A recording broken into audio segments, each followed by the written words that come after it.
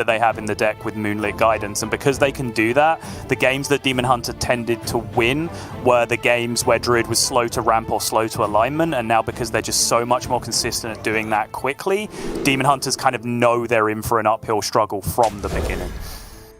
Well, let's dive in. Game number 1 between Glory and McBanterFace. This is the winners match in their group. So a very, very important one for both players. Are we going to see Glory keep Lady Anaconda again? He did keep it in the previous match, but that was a different matchup.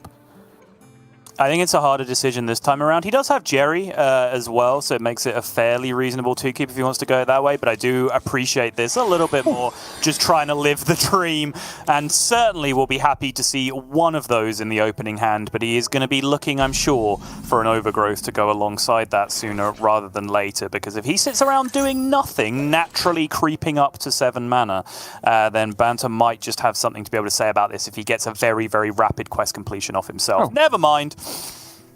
So that Overgrowth completely just negated my next question. So swiftly moving on. Yeah. What does McBanterFace has to do here? Does Glide come into this matchup? Does he just want to do his own plan and try to ignore what Glory's going to get up to? Going to be difficult with this Overgrowth, of course. Like, is there anything that he can actually actively do to mess Glory up? Or is it all reliant on Glide? Actively, we saw a little bit from Gabby in the previous series where you just try and turbo quest before the alignment comes down, so you get a 1-mana Kurtrus in your hand, right? Like, at that point, you have game, because you can just play a 1-mana 7/7 in response to the alignment, which is great. It's just a lot of pressure on its own. It will connect most of the time if it's not straight up an Anaconda pop off on the other side. But I do think a lot of it does come down to Glide, because of course the way that Glide interacts with Celestial Alignment is if they alignment with a big hand and you then glide all those cards back into the deck, they're being glided back into the deck at full cost, so can then be incredibly disruptive if they're drawn back later when you're trying to chain through a big card draw turn. Looking at this here from Glory, does have the option of that Goldtooth Mine, just as base level card draw. Obviously he can choose what side of the coin he wants to really draw it on, but it looks pretty solid to me. He's going to go for the... Oh, okay, he's going to go for the Solar instead, huh? Guess he's getting that Celestial Alignment anyway, so he won't want to cast a spell this turn. Exactly. I think if the goal was to play a spell that turn, then Cold Tooth Mine would probably be the way to go. You can just, grab a guaranteed Lightning Bloom, something like that if you really wanted to, which is pretty nice. But he certainly went into that planning to pass and just carry the discount over to alignment next turn, and now McBanterFace is nowhere near plan A that I was talking about. So he now has to make a fairly binary decision here, which is, does my opponent have alignment in hand?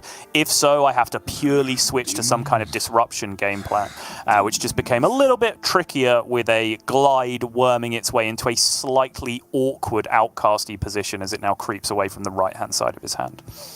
Yeah, there is a small fear factor for Glory that if he goes Celestial, and again, I know you've spoken about this, where it's becoming harder and harder to whiff on draws as Druid, because so many of their cards do the job you want them to do.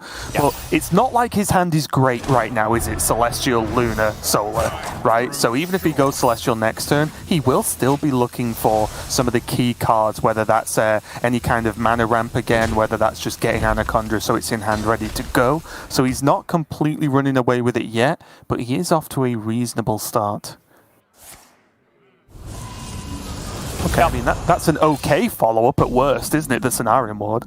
And you see the reaction from Bantz. He was not happy to see it. He was just hoping against hope that he was going to be able to get through another quest proc, find his way to that Kurtrus, and actually set himself up in a position where maybe he can start drawing 0-mana cards guaranteed off the top. But no such luck. He is going to be very much swimming against the tide here, because even if he is able to get the quest completion done, of course that is going to cost 5. Glory has the second alignment in hand that he can use at will to be able to disrupt that as well if it should happen. Bance is in trouble. Yeah, he might be a bit closer to being a dog like he wanted to in that interview, because it looks like he's just been neutered. There's just not a lot he can really do here, is there? Just 1 mana to spend. You think, oh, well, it's okay, there's loads of card draw available, but draw cards, pass. Draw a couple more cards, pass. In the meantime, Glory, at worst, has a Cenarian Ward this turn. Interesting. Still no card draw. Do you think he holds for Solar Cenarian? He might just do it right now. With oh, okay. Oh, he wants to. He's okay with overloading. Yep. A little bit worried about him having a dead turn, but. Oh, is that not happy Glory Face? I think so. Oh! Look at Banner's face. It's like, I can deal with this. Perfect. The phenoist of 8s have occurred on Glory's side of the board. That's disgusting. So many more power 8s got added to the sets in the last like mini set and this expansion as well, that like that has to hurt even more. Even average powered, like, you know, regular 8s would have vanilla 8 absolutely have fine been added here, to the game. Yeah. Oh. What does he need to do here? Because although this was very good for McBanterFace, it's not like, oh, I win now, right? There's still a whole game he has to work out here. He can obviously just I-beam the 8-1 without much trouble, but again, where's the progression from there?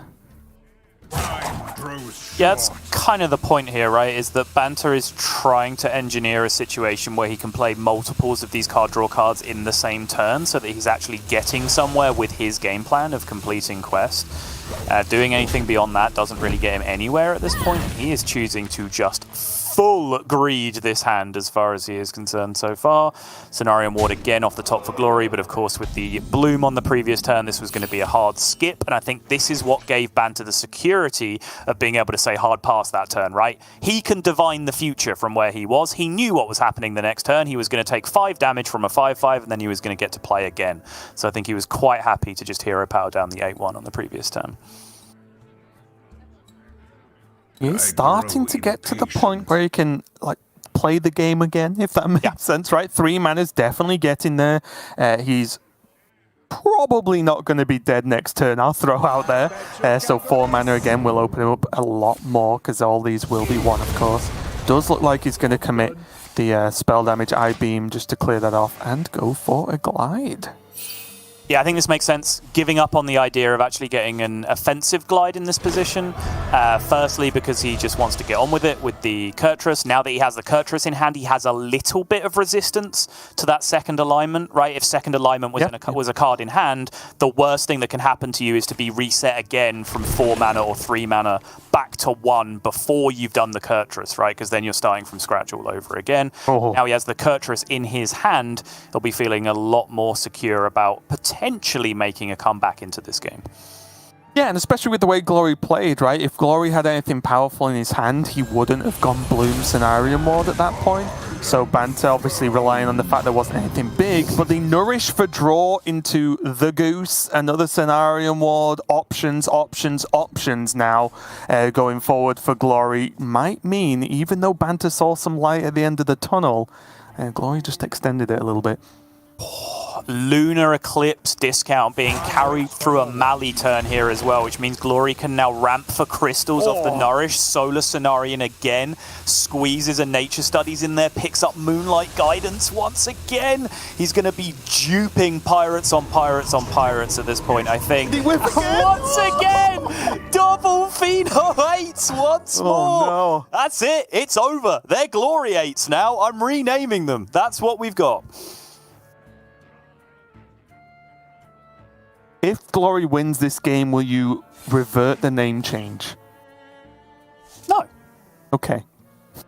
What's winning or losing got to do with how unlucky you are at Cenarion Ward? Those are entirely disparate concepts, Raven. Because if you can win with it, you can afford to be unlucky. Ah, I see. Pleasure doing business. Pheno frantically taking notes right now. It's like, wait, how did he do this? Here, though, not only was that turn from Glory, I'll use the word fine, because those 8s were not great, but look at his hand and look at his mana, right? He's just as like built up the mana as McBanterFace has, and he's got Smite, Survival, he's got everything he possibly needs to end this game. I mean, it doesn't matter. I mean, honestly, we're laughing at the 8 drops. Here's the bullet points. Overgrowth, Celestial Alignment, Solar Cenarion, 60 health, Solar Survival of the Fittest, dead. That's what's actually mattered this game. It's just for our own amusement. We laughed at some terrible 8 drops for a bit. Glory, however, is going to go 1-0 up from the series. That matchup sucks if you're a Demon Hunter, so no great surprise for BanterFace. But if you are a Banter fan, which according to my poll of Twitter profile pictures, there are many, many of you out there, do not fret just yet, because he still has a good shot in this series. Yeah, I will say my feed is very chaotic right now because I have no clue who's saying what, because all I see is the same, 5 to 6 people tweeting the way I use it anyway. But yes, we're just seeing a bit of a recap on a very one-sided game. I do think BanterFace did what he could possibly do at that point in the glide, just to try and get him the new hand. Also, just obviously progress that quest, which I think was key to get the Kurtrus, as you mentioned. But honestly, the fact that alignment was done fast enough from Glory, you saw it was a massive uphill climb there for McBanterFace. So it does mean Glory leads the series 1-0. He has his own Demon Hunter and his Face Hunter left over with. BanterFace still has Demon Hunter, the Druid of his own, and then that Rogue. So it looks like Glory's going to jump over to his OTK Demon Hunter here. Yeah, Glory here, one of the players choosing to go Need for Greed as opposed to a Viper, which I actually think has ended up being a good read for this tournament. Once again, I've got to praise Glory's preparation. I've got to praise his lineup building. I think it would have been very easy. In fact, myself, I'm not sure whether this was on air or off air, I was having this conversation with you. I was saying when I built lineup, I had OTK Demon Hunter and I had Garrote Rogue when I was putting my lineup together, but then I also had Libram Paladin, and then my 4th deck was still in flux a little bit. But back to my philosophy is because I thought bringing Libram Paladin was a good idea, I then assumed other people would think bringing Libram Paladin was a good idea. So then I thought, well, we have to play Vipers in all of our decks, right? Because otherwise my OTK decks are in serious trouble if they just draw Carriel. Glory said, no, none of that business. Libram Paladin's bait and people aren't going to play it. And he was absolutely right. And I think that is a very, very brave read coming into this tournament. And for the 2nd year in a row, Glory's nailed it. Yeah, it's really impressive because I'll happily put this out there that I would have included Vipers 100%, no questions about it. So, and like you said, it's paying off so far, but now we get a good old-fashioned OTK Demon Hunter Mirror Soul. We've cast a few of these in recent history. Yep. It looks like we're about to cast one more. Do you, and both players have Need for Greed, right? Like, that is correct? I'm not seeing things. Yes, both players do have Need for Greed in their list, so both are on the same wavelength in terms of deck building. So, is that a good thing for the mirror? I mean, it has to be when you consider the other card would be Viper, right? Yep. When you compare it to Viper, they're both tradable, so if you want to use them for their tradable effects, it's a straight-up wash, but, there are situations where drawing Need for Greed is absolutely game-saving in a combo versus combo mirror, right, where Viper absolutely would not be. So, yeah, I think definitely a big advantage to have that card over Viper in this mirror match, which means, as you were saying, both players on very, very even footing going into this one. And looking at this opening hand, especially for Glory, there is the glide already there, but most importantly, on the left side are 2 tradable, which means that if he wants, he can get that glide over to the far left very, very easily. Obviously, depending on how the matchup plays out, because again, it's not necessarily a matchup where you always want to glide your opponent. Smoothest possible start here for BanterFace, going second. I believe, had Quest into Coin Sigil, which then left a Spectral Sight in Outcast position in his hand, which is one of the best possible openings you can have going second with OTK Demon Hunter. Furthering that, he then hit Tusk Piercer off his first discount, which allows the 0-mana Tusk Piercer at the end of that turn, swinging, now setting him up for another Quest proc on turn 3. This is not just fast Quest completion, this is rapid Quest completion from BanterFace in this game. Yeah, and Glory does follow up, or respond, should I say, with just trade to get his quest done himself. Now he has glides either side, of course. He will draw 1 additional card before that glide comes into play. But indeed, Need for Greed being picked up by McBanterFace. Now the time. Yeah, certainly a few ways to go about this. Problem is, Persistent Peddler already in hand currently, right? So draw 3 from Need for Greed and then swing the weapon is actually not an available play on this turn because the Persistent Peddler was starting in the hand and would having to be traded away. He's just going to get the easy weapon value here and still do a couple of tradables if he wants.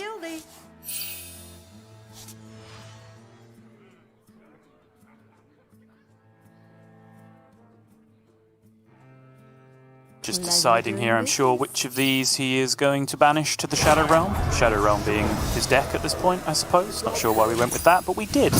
Shadow Realm meaning not what it means at all. No, absolutely not. In no way. That was purely confusing.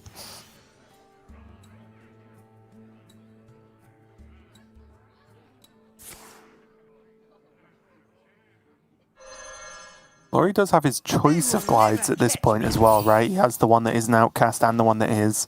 I think he's just going to cycle through first, see what he can pick up. Spectral Sight, okay, that's nice. Again, there can be shenanigans available if you hold a glide for your opponent if they get the Kurtrus down, or they get the Kurtrus generated before they can play it, of course. Oh, we've much seen that. Some of that witnessed. shenanigans come into play in this tournament already, certainly. Glory keeping pace, but it is just that. He is keeping pace. I believe Glory did go first this game, and it was that very, very powerful turn 1, turn 2 from Banter, which kind of reversed the flow of the matchup, where Banter is completing the quest and then Glory is matching it, even though with the way the game started out, it should be going in reverse. But Banter has just had, because of that sigil opening, has been able to completely reverse the flow of this matchup, and he is now the one in the driver's seat in terms of quest completion. And I know this is going to be a bit of a weird or difficult question, but how much of an impact does getting Kurtrus down first make if your opponent's going to follow up literally the turn after? Oh, astronomical, right? Like, I mean, if all other things are equal, you kill them one turn before they would have killed you if you continue following that pattern, right? Because basically everyone has to spend all of their turn playing Kurtrus on turn 5, turn 6, turn 7. Maybe the player going second with the Kurtrus because they might have one extra mana available if they were naturally going first in the matchup, as they are in this case, might be able to play Kurtrus, draw a card in the same turn, and that might be able to catch them up with a bit of momentum. But generally, all things being equal, if you play Kurtrus first, you draw 0 mana cards first. And if you draw 0 mana cards first, you kill your opponent first. Did Glory just do a full stretch there in preparation for this turn? He's like, all right, let me, crack the knuckles, crack the neck a bit. We're going to go gliding. Because there's almost no choice, right, for Glory here. It's glide or nothing. Bye. The wave. Raised the eyebrows, but I think, Gia made this point in the previous series as well. You can't just wait to play Kurtrus in the same turn, right, in this matchup. It's ridiculous. Even if you're assuming that you're completing an entire quest proc with 2 or 3 mana, let's say 3, right? That's an 8 mana turn that you are waiting for to be able to then play Kurtrus in the same turn. If you just sit there and do nothing until turn 8, your Demon Hunter opponent's going to go, oh, okay, cool. And then they're just going to complete their quest and kill you on turn 8 while you're waiting to play Kurtrus. So you have to take the risk. You have to do what Banter did, because first off, they might not have the glide. That's a win. Secondly, if it happens, you might just draw the Kurtrus straight back again. That's the win. There's a win from Glory. You see the win on his little winny face right now. But from BanterFace, you could also just do what Banter did and just generate a glide or draw glide in yourself and disrupt your opponent in the same way. Taking the risk in this matchup that you might get your Kurtrus glidden is absolutely correct. Has there been a Haven Brawl yet where it's 29 glides and 1 win condition? Sorry, I would like 3 faces added to the faces of BanterFace based on the first, no, you may not play Kurtrus. Then the hands up, okay, that's fine, you're not playing Kurtrus. Then the, oh, it was Kurtrus. Of crushing disappointment at the end. What is happening? It's okay! What is this script? I did not approve this. Kurtrus boomerang. It goes away, but it always comes back. Oh my heart cannot take this, Raven. Well, we're back to a normal game now. What are you on about? We are, and so I guess reset to about 2 minutes ago, where I said, Glory did get the Kurtrus down first, but McBanterFace was able to respond by then immediately drawing cards, but that draw chain got interrupted very quickly, right? It wasn't like it was tradable into a Spectral Sight or anything like that can really help him pop off. So I do think Glory, with the first full turn available here, is going to have a lot to say about the outcome of this matchup. Glory there, just taking a second note. He wants to play both cards from Acrobatics, but if he'd played the Arcanist first, then that leads to him hurting his own Kurtrus, and he may not want to do that, especially since he does have an I-Beam. So gets to draw more cards, Doing business. keep that cycle going, all of these looking nice and cheap, and he can still kill the Kurtrus. So this was just correct. Exactly. This is perfect because that I-Beam was not an outcast cost 1 I-Beam, it just straight up cost 1 because it was already discounted by 2. So there was no reason to blow up his own Kurtrus with the Immolation Aura. He could just straight up go through with the I-Beam instead and continue to draw. He did just make some errors though, right? What did he do? I wasn't actually watching. Well, he has 2 mana left, so he could have used the 3 mana I-Beam. Oh, I and he see. also just could have hero-powered face. I see, yes. So, yeah, Glory tripped over a little bit, instantly realized he'd done it, but it's not an error that I think is potentially game-losing as of yet. With their OTK combo decks, there are much worse errors you can make, which is not count, which is the one I often make. Yeah, definitely time to focus up, though, because we've seen moments of this in Glory's past, for sure, where things have got away from him, his brain has just decided to leak out of his ears, and he's got himself into a bit of trouble. So, you know, he is our world champion, he's on the road back to being a world champion. I think he played fantastic in his opening series leading into this, so he just needs to get that one out of his head immediately and just move on. It must be difficult, though, for the excitement, not run away with the excitement too much, right? Because Glory obviously, well, I felt like kind of dominated his first match. He looked fantastic. Here, he sort of flipped around he was a step behind McBanterFace, and then he ended up a step ahead again. He's already 1-0 up in the series. So I imagine it's difficult to like contain the hype of, well, if I go 2-0 up, then suddenly I can go 3-0 up. Is he about to go 2-0 up? 6 damage. Yeah, and then he does it, yep. Arcanist, Fell Screen Blast. Wow. Quick recovery there from Glory, and as I was just saying, once he's gone 1-0 up, he can go 2-0 up, and now he's only 1 game away from moving on from groups. What a huge victory for him there, but I do echo your thoughts, Sottle, that right at this second now, while we're on camera talking, he needs to do some kind of like breathing exercise to just calm down and refocus, because yes, he's 2-0 up. He's looking great in this series overall with just Hunter left over, but we have cast many series of Hearthstone where someone gets reverse swept because it's possible. So he needs to keep focused now and really just finish out this series strong. Yeah, and now he has a Troggy Face Hunter up against 3 very spell-based, off-deck focused decks. Off-board focused decks on the other side, right? The Rogue, the Druid, and the Demon Hunter from McBanterFace. There's got to be like a 75-80% spell ratio running through those 3 decks. I guess Rogue is very minion-based, but still can have a little bit of trouble dealing with a Trog early on because of that lack of early removal outside of exactly a couple of copies of Brain Freeze. Normally, if you're up against Rogue, you'll kind of hold to get past the Cutlass, and then as soon as you can get that 3rd health down, you feel like you're in business. So once again, this Face Hunter read, which we heard from, I believe, Gia through Alatemu, who was relaying some practice information from the others. So kind of third-hand information. That practice group really believed in Face Hunter and thought this was the absolute nuts for this tournament. And so far from what we've seen, some of the starts these players have been having with either the Trog or the Initiate into the big buffs with the Doggy Biscuit and the Ramming Mount, it seemed to be panning out that way. Just keep on Trogs for just a second and talking about matchups. Druid.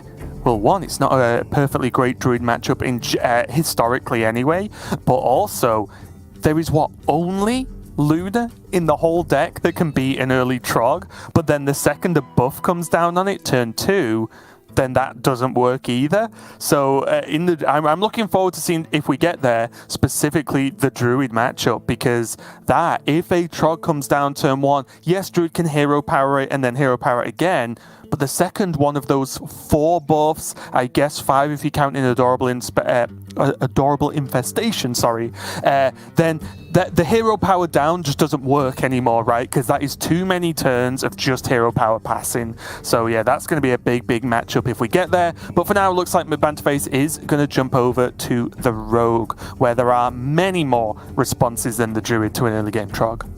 Yeah, and I think, I watch most of Americas. Sometimes I do fall asleep and miss the odd game or odd match here and there. But watching Banter play Garrote Rogue has been one of the things I've looked forward to in Americas. I don't think it's always been perfect. But I think with Banter, we've seen a player with Garrote Rogue who has constantly tried to be at the top of the curve in terms of, like, as the community has learned Garrote Rogue together, he's been one of the ones that's tried to be right up there. And I remember even when he makes mistakes, he then breaks it down on Twitter in like a 9-tweet thread on what the optimal line with Garrote Rogue was. So and at the end, I misclicked. Exactly, yeah. So really interested to see this one coming back into it. But he will have a massive uphill struggle here, because that is just the dream from Glory. The one thing to mention now is the thing I was talking about before, the Blackwater Cutlass, which can make a mess of this. And because Banter's on Coin Brain Freeze to activate the combo so it actually does 3 damage is an option early in the game as well. So this is not perhaps 100% secure as Glory would like it to be. We'll see how he chooses to go for this.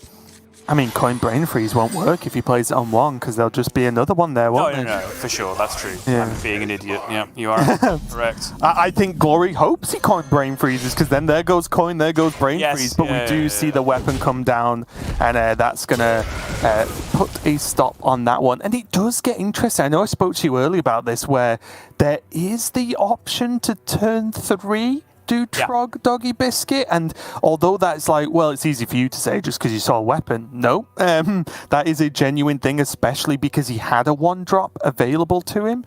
So that was a choice Glory made. He got sort of punished for being adventurous with the Trog there. So just very interesting, the more we see this deck, to see if that becomes either more common to try it out as a turn 3 play, or whether that is just generally deemed too slow, because by then your opponent will have more cards, potentially more answers, and then it's not quite as strong.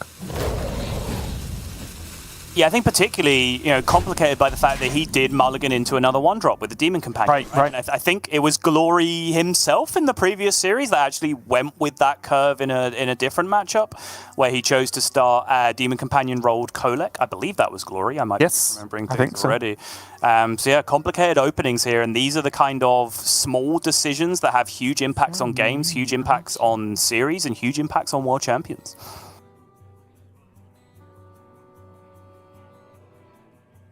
Another happy guildie. Okay.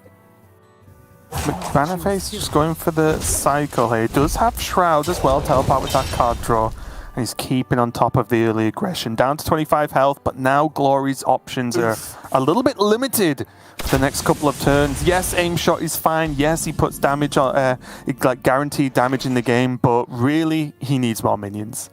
He does, indeed. Hand right now is a medium-sized oof, but it is only 1 Wrangler away from being pretty darn perfect. That looked like Doggy Biscuit again, and it was. Trades this away, wants a minion, just something playable. Where's Animal Companion when you need it? So where did it go? I know. My question. Well, McBanterFace is down to 18 already. There is that quick shot in hand. Barak Kodobane will draw Glory. Potentially some more damage, but again, one of the drawbacks, if you want to call it that, of running this build is Ramming Mount is a 3 cost. The Biscuit is 2 cost, which means you aren't guaranteed the old sort of quick shot and aim shot like you like we have been used to in recent history.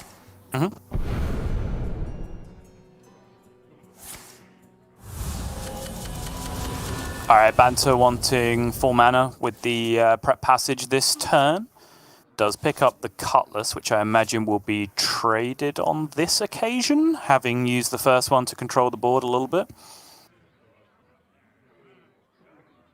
Could it ever just be an equip and play the Neophyte here? Choose soon. And just have the weapon as a just a removal tool as opposed to trying to gain any value from it.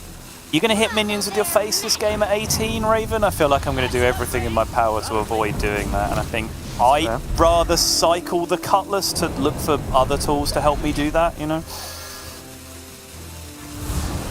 McBanterFace just using the Shadow Step as well, gains that Orc Merchant in hand, I like it. And also, most importantly, keep an eye on that coin, because if Banner can actually get away with not using the coin till turn 6, him getting out that Scabs could flip the game on its head. Typical. Yep. A couple cards too late on the Wrangler. But yeah, I think just going back to that Cutlass decision, I think you know from the way Glory's played it that if there are minions in the hand, they are Rhinos and Kodo Bane, right? Almost specifically at that point because of the way that Glory's been playing with the right-hand side of his hand and kind of digging for top decks, hero powering a lot, shooting damage at face. So I don't think that Cutlass is ever going to be used to just, you know, pick off a couple of Warpatingers or anything like that. The minions that come down, if they come down, are going to be way too big for you to be interacting with your face. I think I like Barrack here. I do too. It's just more stuff. The stuff Glory's got isn't great at the moment. He has reasonably pressured McBanterFace's health. And if he can get, you know, another aim shot, another quick shot, you can start to make alternate plans, right? If you can go like Rhino Adorable Infestation this coming up turn, get a good amount of damage through, then suddenly even just that aim shot and quick shot he actually has in hand does add up to a significant amount of damage. Why, hello there, beautiful. That Octobot was the best draw in his deck by a significant margin off that first proc of the field contact, I believe, because now this is an insane pop-off turn, and suddenly Banter might even be ahead in this game that he was looking down and out in a little bit earlier on.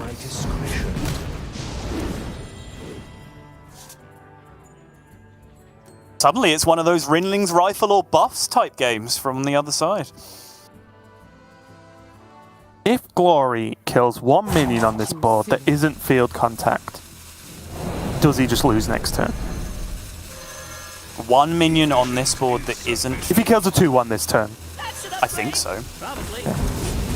Because at this point, if I was Glory, I think I would consider Rhino in a 2-1. Yeah, no, I mean, that's definitely what I right? want to do as the Hunter player this turn. Yeah, whether or not you can actually get away with doing that is another story entirely. Based on his board state and the field contact's got Divine Shield on it, I don't think Glory has any other options that even in the wildest shot gets him out of this trouble, right? Right. Which is why at this point, I think what if he just hits a 2-1, pushes, he can push 5 with the Adorable, and then he just... I don't know, does something. I don't think it's there now, but I don't think trading anything gets away from this. I think if we did get Rinling's Rifle, then we could definitely talk, but that is not the case. It's still tradable into it with the Doggy Biscuit.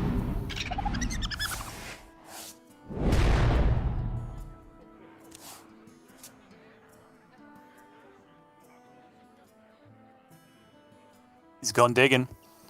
Was that a tradable for exactly Rinling's Rifle? That's perhaps just to be able to take off some Divine Shields and then perhaps drop the explosive trap through. He does have Ramming Mount as well. That's true. Yeah, that's very fair. Which can effectively get him a value trade and leave something over after the fact as well. Avoiding it to push a hero power. I'm not upset at pushing a hero power either, because again, he needs to end this game very, very quickly if he doesn't die this turn. Currently 3, 5, 6, 8, 10, 11, 13 showing. Leaves him 12 short, does have spell damage, Garrote in hand, only 9 cards left in deck and a 0 mana secret passage as well. It looks to me like this is just Cult Neophyte, value trade the board, push all damage face, be secure that you cannot be one turn killed from that spot, and then go for the kill on the following turn. Yeah, it looks pretty good to me. Makes sense to me. The only other weird option I was looking at is whether Scabs does come down, because it puts the minions back in hand for Glory, which makes them kind of pointless at that point, but also it's just armor gain, and then you gain 2 4-2s, right? Like, that is just good right now. And I think it's fair to say Banter knows that Glory does not have a Ringland rifle in hand. Yeah, I think that's fair. I just don't think there's any reason to give up the insane board that you already have in this position, because you're just secure, right? Like, find me 16 damage through a neophyte doesn't exist, right? So just set up this position where you know you have a pretty guaranteed kill on the following turn. If I was allowed to design Hunter cards, it would exist, so.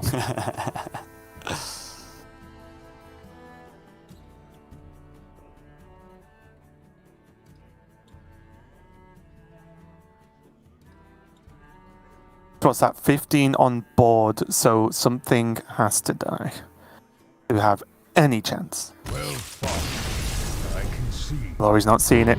Gonna hit the concede there, give McBanterFace a victory in that game, but again, I think Rogue was definitely one of McBanterFace's better decks going up against this Hunter.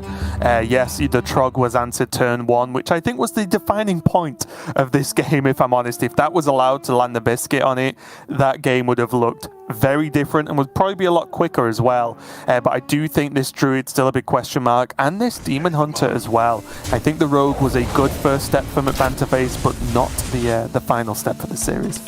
Yeah, from Glory's perspective, he will be hoping that wasn't his one Trog for the series. Yeah. Right? Like, this is the one matchup where it doesn't necessarily just straight up end the game on one, whereas in the other two, I think it's a little bit closer to doing so.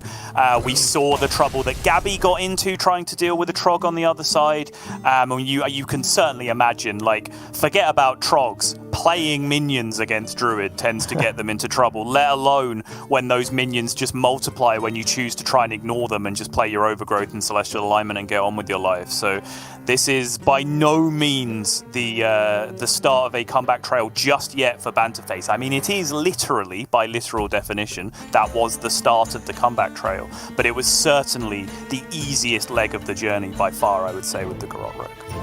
Yeah, and it's one of those things as well, as we see it's going to be the Demon Hunter that McBanterFace is going to be queuing next up against Glory's Hunter. It's one of those things. Before mine. Sorry. Glory is a god. I might have to turn into Derek for a minute and start just cheering for the team that's winning. Whoa. Less of that, Raven. Look, come on. Sol, of all Gabby moments, exists. Gabby moments that I'm exists. allowed to do this, it's when I see someone piloting Hunter just ripping Trog buff every game. Come on. If I'm ever allowed to pass, it's this one. All right, fair enough. Okay, so real talk.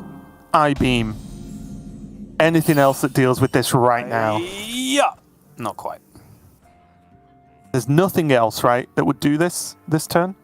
For McBanterFace? Just an idea? Not on 3, no, which is why Glory went for the Coin Adorable Infestation, because otherwise you're open to Tusk Piercer hero power to be able to deal 2 damage to a Trog.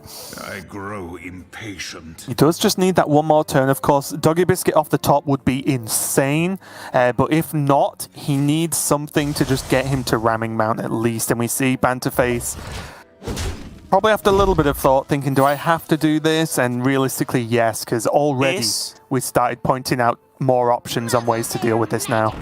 That is one of the better plays I've seen all day, because that plays around exactly the eventuality that he's now come up against with the Fellscreen Blast on the other side, and now sets him up for Immolation Aura off the top. Play perfectly, get rewarded, Raven. That's just how Hearthstone works. That Trog attack was so good. Lesser players would have said, I have Arcanist Fellscream next turn anyway. Like, what am I really worried about here? But taking 2 damage with the hero power not only gave him more flexibility against other buffs coming back the other way, but it gave him so much more flexibility against Cold Neophyte. It was such a good attack from Banter. 100%, and just the fact that it opened up so many more ways to kill it, right? We just pointed out 1 on turn 2, and now suddenly there's more. So yeah, massively rewarded for that play, and it's one that's difficult to make, because you know the second this goes wrong, you probably are dead, but you make the play to open up that option, and Banterface did, got rewarded, and now he's back on Glory with, again, a lack of minions in the early game to be able to push outside of that Trog. So Glory back to square one to an extent.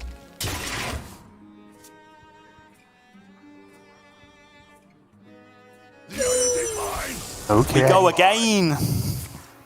And worst case, now at least this leaves something behind, even if it is cleaned up, right? Which is that huge benefit of Rhyming Mount. Even if the minion's cleaned up, you get a 2-2.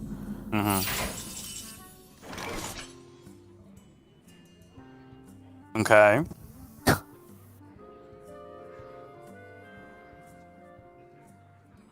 So Moarg, well, preemptively hero power in, and then Moarg fell scream.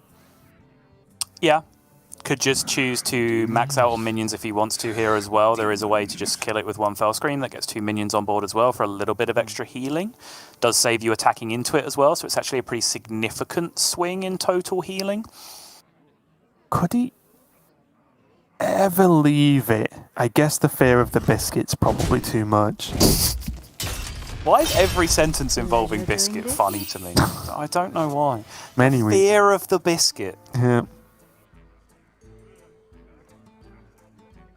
I don't want to leave it too long in a hot drink. Oh, not that. Now you are onto something. It's a nightmare, isn't it? We've all been there. You got to dunk it in your tea long enough to get full saturation. Yeah. The fear is if you leave it in there too long, it's just going to disintegrate, and then you've just got a sloppy, biscuity oatmeal hot tea instead of an actual tea and a biscuit. That's a disaster. That changeover happens in less than the blink of an eye. Oh, you've got to be a pro. instantaneously. Yeah, you've got to be a pro.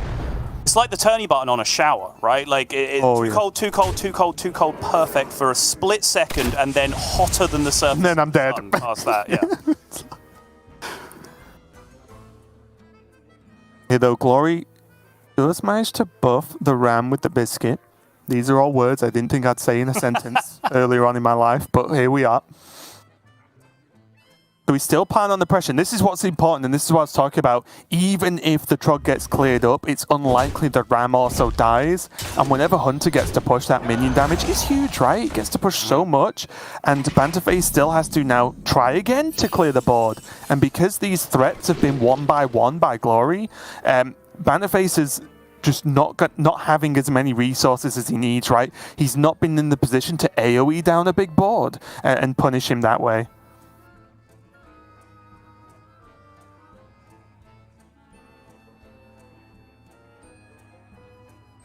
Curtimus Maximus has to be here. Yep, hero power down. in as well to dunk the double attack into the 4/5. Drop the sigil to end the turn and just call that Hearthstone. But right now he is one Fell Scream Blast down and his health total is dwindling, and it is those Fell Scream Blasts that tend to be those massive Reno Jackson burst heals in this matchup against Hunter.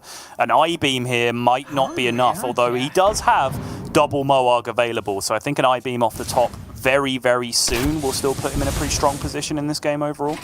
I like this play a lot as well. Get the Rhino in hand. Now there's options. He's got the weapon swing and he has aim shot, quick shot, and hero power. So that is just an absolute ton of damage over the course of the next few turns. And the problem here is Glide looks good, but he's gliding away double Moarg, which is his health reset if he can get a heal spell. Oh, what if he just plays Moarg and plays Spectral? Is that madness, Subtle? I don't think so. I think that's very reasonable. Is in fact what he's going to do. There's an I-Beam, but it is going middle hand already. Double jump is not a dumpable card. Another happy guildie. Can find the other I-Beam though, which would be a big deal. Get the reduction as well. Stage 2 done. Yeah, this is going to be a big heal this turn for sure. It's just how Banter is going to want to go about it. Oh. I-beams are plenty. Yep, I like this. Time grows short. Now, if we live in the world where he I-beams the 3/4, which we are in now, does he ever aim this other I-beam at the other Moarg just to get the heal now? Or do you think he wants to wait? I think he was speculating with the other double jump at that point. I think if he'd have found the other I-beam, then we maybe might have seen it for the rest of the hand, but since he didn't find anything worthwhile there, he just went with the glide instead, just to be able to get that Kurtrus in hand, because 18 is relatively secure from his position, I would imagine. but just with the ability for a Kurtrus to come down plus a few more heals. But this, of course, is Nightmare scenario with that one charge of the weapon being left to push through. 2 more damage coming through from the hero power. McBanterFace is going to have another big heal again with this remaining I-beam in hand. And bear in mind, there's 10 just in the aim shot, quick shot hero power, right? So, and there's a Kodo Bane in the back too. Oh, now I imagine it's like Kodo Bane hero power from Glory.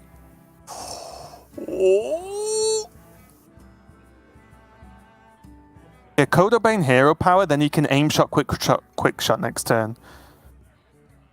Or is it ever like hero power pass and just don't give him a good target for it? Probably not. I think you just dump all the burn, right? That's fine. Yeah, one way or the other, right? Yeah. Like, I don't see how playing the Barrack changes your clock, right? Because you already have enough burn to spend over 2 turns in your hand anyway. So playing the Barrack, as you said, just kind of increases targets for healing. It spends 5 mana on really not a lot because you've drawn all the burn that you want to draw from Barrack at that point anyway. So I kind of like what Glory's gone for here. Oh, that's not a heal. No. And most importantly here as well is it needs to be more than a minimal heal. Sometimes you can get away with a very weak Fell Screen Blast if you know it'll put you in some kind of safe health total. But we know, of course, there's a quick shot there. Even if the game continues a little bit longer, the Barrack can draw more damage. I think there's another aim shot in the deck. Let me check. Yeah, there's still an aim shot left in the deck too. Okay. There's that one remaining I-beam, because of course he did find an extra one, and now with the Guild Trader and the Talented Arcanist. But I think this is the game that Glory's trying to play with Banter here, is how many of your resources can you afford to spend here while still being able to race me quickly enough before I can just hero power you back down again. The big deal as well is Glory does have resources, right? Because we're sat staring at a Barrack Kodo Bane, so he isn't all in on just this quick shot and a draw off the top. That's what, 10 damage from McBanterFace just on board. I guess 11 with the hero power next turn.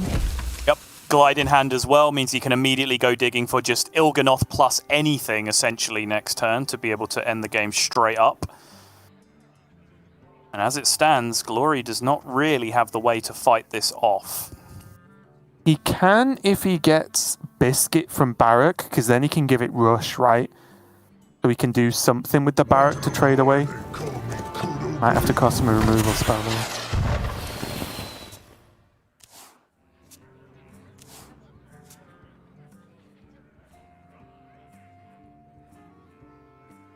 So if he does give it Rush, then Adorable Infestation, and then probably Hero Powers. He could risk it and try and get the +1 attack to actually kill the Kurtrus instead of the 3/4 and just lose the hero power this turn. I guess he can do this as well if he gets the 2/1, so I think that actually works, right? If he gets Refer as well, it works, so I think that is worth the risk. Okay. He does end up skipping a hero power this turn in order to just get a bigger board represented. I believe there's still one Immolation Aura left in the deck here as well, which I think makes this a little bit questionable in terms of cashing out. But there's also, I believe, only one Fell Screen Blast left in the deck, right? So if that gets used, it's not going to be for healing, it's going to be for killing Banter most of the time. Look at this card draw, Sol. Are you looking? I'm looking. There's a lot. Oh, it's insane. There's Fell Screen Blast, Need for Greed's there, ready to go to draw another 1,000,000 zero-cost cards. Maybe guaranteed, right? You just rip it, you find 4 mana Il'gynoth for sure, plus the 1 fatigue, and then you have the Fell Screen Blast with a Moog on board. It's just guaranteed lethal. He squares it up. 2 games to 2. He is coming all the way back, but the biggest hurdle, the largest, most gargantuan-sized hurdle, the one that McBanterFace is most likely to stumble over and fall flat on his face, is that Druid. But it would be so cruel if you are a Glory fan. 2 Trogs, 2 answers. One of them absolutely earned so far with that hero power setup into the Immolation Aura. That's it right there. Love to see that. The one in the Rogue game, it was just kind of one of those spots, right? I'm going to play it, I'm going to see if they have cover. Yeah. They did. That's just kind of the deal that Glory went with. But now it would be so cruel to Glory in the one matchup where Trog can just straight up win the game if his Trog luck deserts him, and instead Banter has the time he needs to start doing degenerate Druid things. And I'll tell you now, I was so into that game of Hearthstone. When you said it was guaranteed, I looked and didn't even expect the deck to be so low. Because I just wasn't concerned. Which is silly in an OTK Demon Hunter game.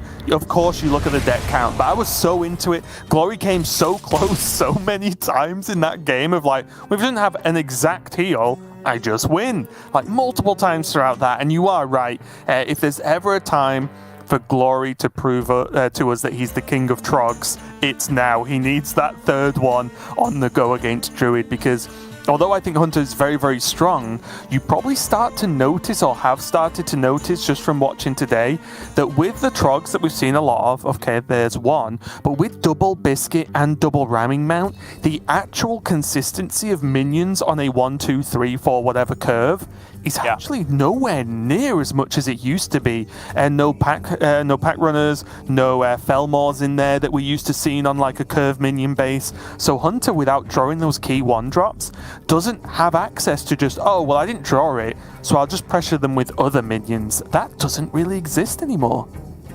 Yeah, that's very, very fair. And I think if that rare opening curve or that inconsistent opening curve does not appear for the Hunter, they can absolutely be in trouble in this matchup, because as I've kept banging this drum throughout this tournament, in the limited time we have been on the air so far, this Druid can just do anything and everything these days. And not only can it do it, it does do it with extreme regularity because of the added consistency of Jerry Rig Carpenter and then Moonlit Guidance stacked on top of that, which means it's card draw begetting card draw, it's duplicating key copies of cards in your deck.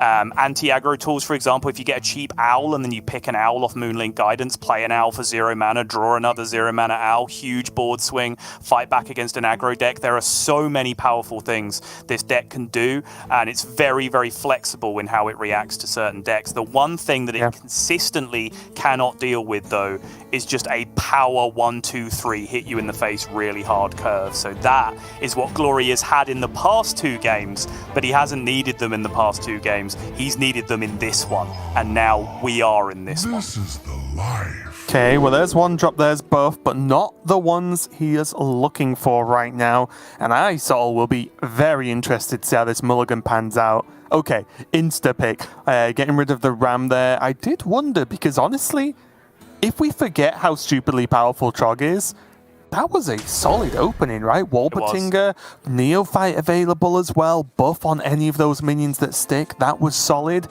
but Glory chose to go for gold there and try and hit the Trog. McBanterFace, on the other hand, does have a Wild Growth and a couple of Nulls, but that's about it for now. Interesting. Lightning Bloom does technically still speed up his overgrowth by 1 turn here if he would like it to, but the other 2 are actually fairly decent options to compete with board in certain spots as well. He can just play landscaping on curve on turn 2 in a no Neophyte world, for example. Yeah, he's going to go for it.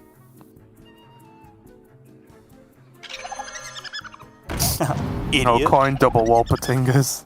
1/1s, look how small they are. Pathetic. Real classes play 2/2s. But then there'll be an adorable infestation and it'll be fine.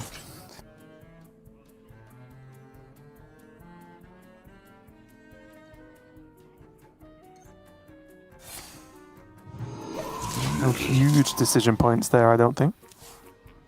Yeah. I mean, I guess you get to react to your opponent's board and say, okay, are these 2/2s worth it anymore? Should I instead just hold out for 3 mana overgrowth next turn? Is that a better option? Because of course you've got to remember as well, every card you spend is essentially making your hand 2 mana more expensive when you have double null in it as well, right? Which is kind of a big deal. Something worth thinking about, but I think right decision in the end. Those 2/2s are going to represent a lot of extra health this game. This is some Hunter play. Oh, you made a board? No, choose not to see it. Thank you. Go face.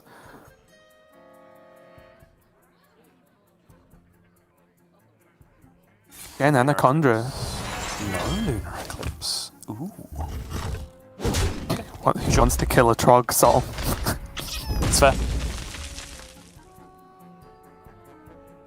Would probably only save him 2-ish damage in the long run to use a Lunar Eclipse there instead.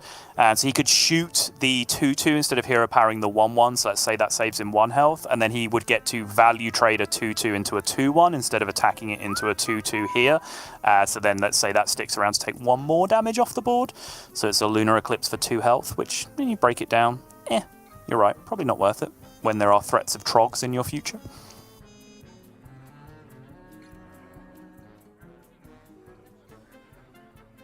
Right now, McBanterFace does lack critical information, though, and that critical information is that he is getting neophyted hard the next couple of turns. He did have a plan to mitigate this in the previous game against Demon Hunter, did so very, very nicely. I'm not seeing any such luxuries for his hand right now. And Glory, even without the Trog, has one of those fairly rare minion openings, right? Like I mentioned, this doesn't happen too often where it's double Warpatinga, the adorable double Neophyte. If he wasn't going to get Trog buff, this is definitely the second best option. Now, is McBanterFace going to fold here and just play the Lunar Eclipse on the Neophyte? Or do you think he just doesn't gain enough from doing so now? Oh, 3-2s look so huge when you're playing Druid exactly. against Hunter. Like, they just look so big.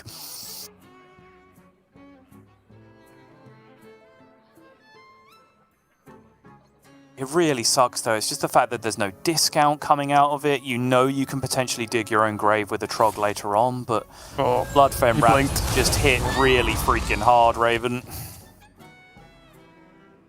That biscuit, that was a biscuit. This is huge, and like it's the 3 health it gives as well is so massive, isn't it? Now, is he gonna effectively like let McBanterFace just play an Overgrowth here and like hero power? Do you think that's what he was thinking about? And then Neophyte next turn on a potential 7 mana turn? Yeah, Overgrowth happens either way, right? Because you know you're making it cost 5, so Neophyte wouldn't have a massive impact on that front. It does shut down some potential Lightning Bloom plays sometimes. I also think it's interesting whether Glory is counting Nulls at this point as well, because these are 5-mana Nulls coming online for the first time this game. So the fact that he has kind of slow played into this board has allowed McBanterFace to take a little bit of a swing here with the Gold Shard Null, whereas playing the Cult Neophyte didn't necessarily punish the Overgrowth, but it did punish this play, right? Because you just have a 3-2 landed on board, still attacking face. If Banter had made this same play. Yeah, Rami Mount being picked up there, though, is nice. Going to get that immunity on attack. Trade away the Null. Now comes the Neophyte, which, again, doesn't stop the Overgrowth, but it makes it that there's pretty much only Overgrowth could be played this turn. Yeah, and I think it's timed specifically to play around, like, Bloom, Cenarian Ward as well. That kind of thing, right? It's just Anaconda. Are we there, Sottle? I don't hate it. It would not make a top 10 list of dumbest plays you've ever suggested. I can say that much. Not sure whether to be happy or upset about that. Or curious about whether or not that exists. Yeah. Oh, it probably exists. The thing is, like, it's a must-kill target, I think, from Glory's perspective. And especially with the pickup of Cenarian Ward, if Anaconda is like fully tanked into this turn, does that not just buy him so much health, so much time? And if it lives, well, you know, you probably just win. Go for Overgrowth here.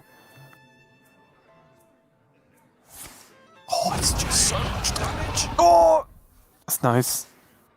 8, 11, 13.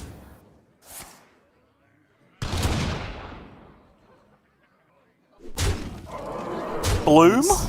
It's Guff. Okay. Nothing quite cuts it, does it? Well, okay, the Cenarian Ward could, depending on what comes out of it, but... Can go Guidance into Bloom, and obviously if he hits Bloom, he then draws the other Bloom, so he is still able to Bloom back up to 10 mana.